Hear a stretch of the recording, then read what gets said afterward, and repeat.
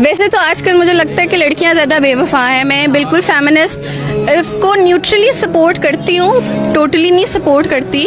तो आजकल लड़कियां ज़्यादा बेवफा हैं, लड़के बेचारे वैसे ही बदनाम हुए हैं, हमने खुद ही बदनाम किया हुआ।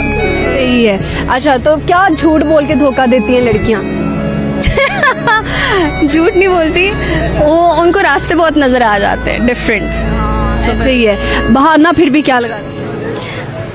आजकल तो हर कोई पैसे के पीछे मर रहा है ना, फिर वो बोर हो जाती हैं एक लड़के से, उसके पैसों से, फिर वो दूसरी तरफ चल जाती हैं। और मैं बहुत सच बोलती हूँ, आई एम वेरी डायरेक्ट, अच्छी वाली डायरेक्ट हूँ, दिल नहीं दुखाती, सच बात और खरी बात करती। तो खानदान वाले जब आपकी जोड़ी से कोई जलता वलता है?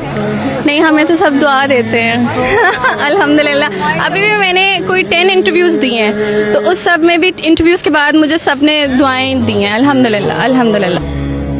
गई यादें